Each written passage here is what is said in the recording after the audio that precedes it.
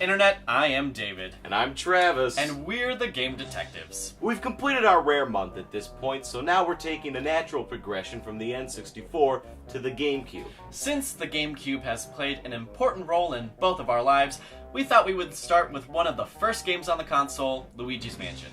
Originally coming out in 2001, Luigi's Mansion served a very distinctive and risky deviation from the Nintendo formula at the time. Rather than casting Mario in the leading role, developers decided to use Luigi instead, and the gamble paid off, at least in terms of innovation.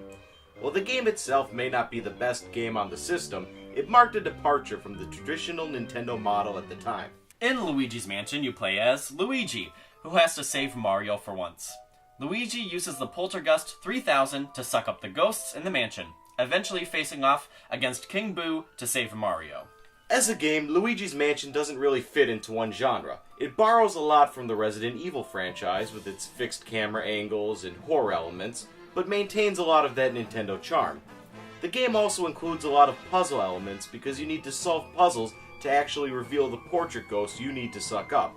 So in the end, not really fitting into one genre slot worked out for Nintendo, because it shows a marked difference from the N64 era. However, the gameplay is not the only aspect of the game that gets a facelift.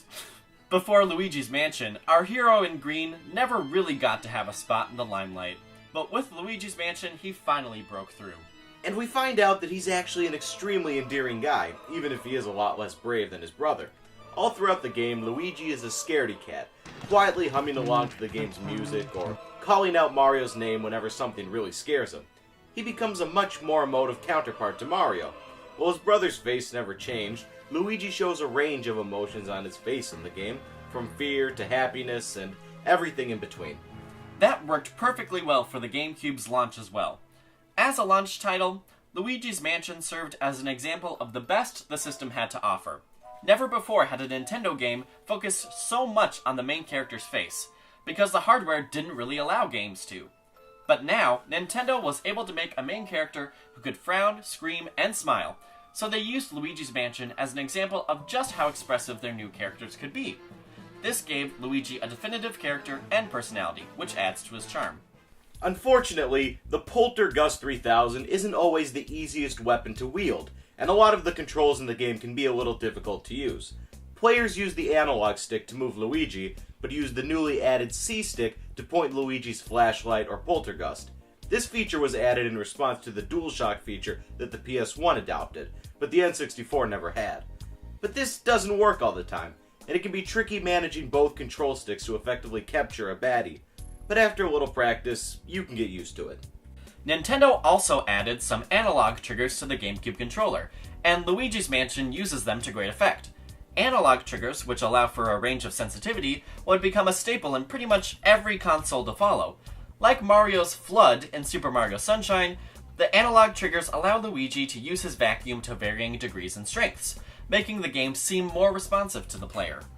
When you are able to get a handle on the vacuum, using the Poltergust can actually be a lot of fun. The sound effects of the vacuum bring a lot of that Nintendo charm in a game that can get pretty bleak.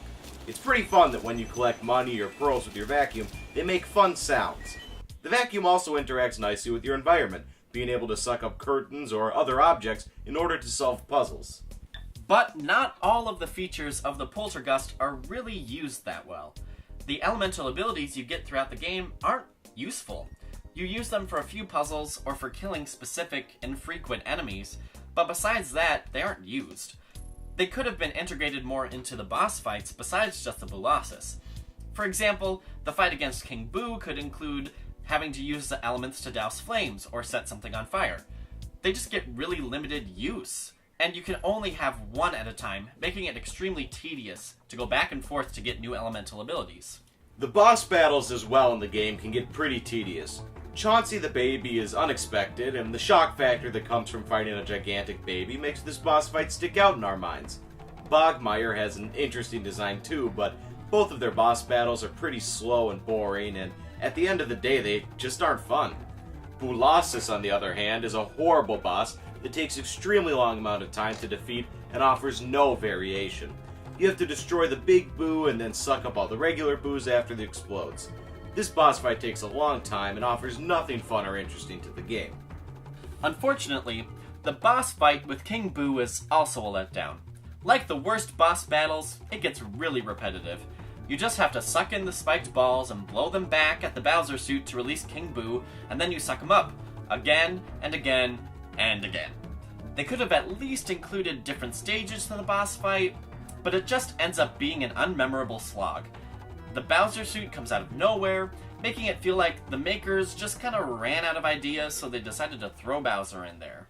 But the game makes up for these boss fights with the main mechanic of the game, capturing the different portrait ghosts. Each of these ghosts, from Neville to Nana, have distinct personalities and puzzles to solve, and their individuality makes the game fresh and new. You can capture one ghost by taking away his jelly, and you can capture a group of toy soldiers by playing the music. It's fun to solve every puzzle and capture these ghosts, especially as they become more complicated. The individual portraits and eccentricity of these ghosts play into the Nintendo charm we know and love. In fact, the best parts of the game are not scary or frightening, but silly. One of my favorite rooms in the mansion is the observatory. When you look through the telescope, it appears as if you're looking out into the night sky. But after you suck up the shooting star and shoot it at the moon, a path is revealed, and you realize that all of the stars are actually just in the room. This room shows that even in a game full of cemeteries and ghosts, there can still be a little fun. Professor E. Gadd also shows that great Nintendo charm. He's an exaggerated character, taking the stereotypical nerd to the extreme, but making him very different and very memorable. As the only human character, it makes sense to have him be a little kooky. One of the other scenes that sticks out for me is when you have to get Melody Pianissima to come out by playing the Mario song on some instruments. This makes the game a little more lighthearted in the gloomy setting. But not all of the game is that fun and enjoyable.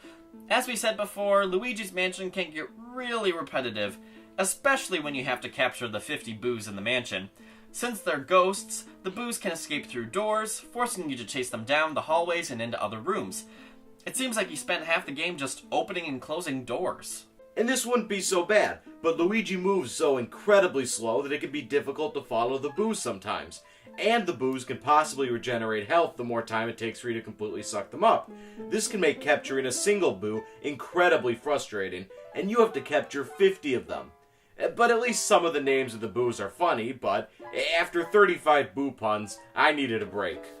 Near the end of the game, when you have long distances to travel and only the regular ghosts to deal with, it can be incredibly frustrating. The music for the mansion is pretty good, but after having to hear it hundreds of times over and over again, it can get really annoying.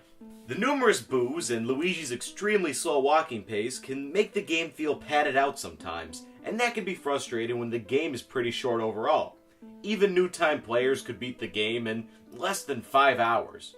Obviously, games aren't all about playtime, but since Luigi's Mansion was a flagship title for the GameCube, it might have been better to make a longer game, just to show how long one game on the system could even last.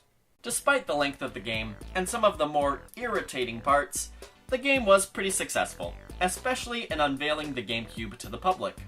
By showcasing a lot of new features of the system, such as the updated graphics and the new controller, the game was great at being a flagship for the new Nintendo era. Luigi's Mansion itself was a completely unique game at the time, and is really one of the few of its kind still today. The mechanics of the game marked a complete departure from the Mario formula, and putting Luigi as the main character in the game made the title an extreme risk for Nintendo, which seemed to pay off pretty well. Now, as we learn more about the NX and upcoming Nintendo games, I hope they decide to take more risks with the Mario franchise like they did with Luigi's Mansion. While they are expanding their other franchises and building new ones, I think Mario is due for another game like this.